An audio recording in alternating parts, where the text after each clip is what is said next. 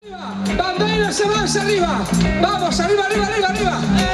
Ahí, ahí, ahí. Y ahora que me cante el público. ¿Estén preparados? Más arriba, ahora, ahora. Son las 5 de la mañana, yo no he dormido nada, pensando en tu belleza y no cómo voy a parar.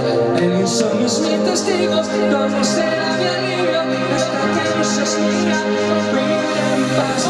Y cuando siento solo, de que te como hermoso, dice que no te quiere, no su forma de hablar. Además tú no lo amas, porque no da la talla, no sabes complacerte como lo haría yo. Pero ten paciencia, porque no es confianza, por eso no hay motivo para irrespetar. No es y lo que tú sientes se llama. Sé que hacer para que estés bien, si apagar el sol para entender tu amarte, parar en portugués, aprender a entender.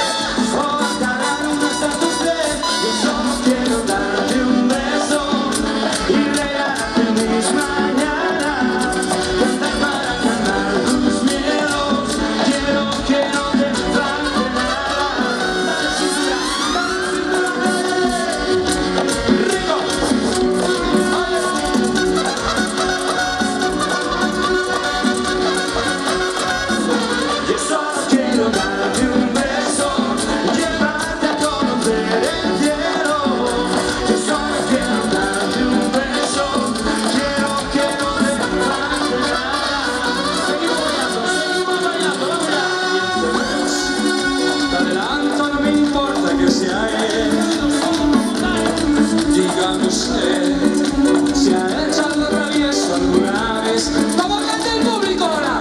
Una aventura es más divertida. Ahora, si te invito a una copa y me acerco a tu boca, si te robo un besito tal vez te enojas conmigo. Te dices esta noche, que se busca en mi coche, que se empañen los vidrios y las reglas de José. Si te falta el respeto y luego culpa al alcohol, si me niegas tu falda, tú me darías el derecho a medir tu sensatez, poner en juego tu cuerpo. Si te parece prudente esta propuesta indecente, así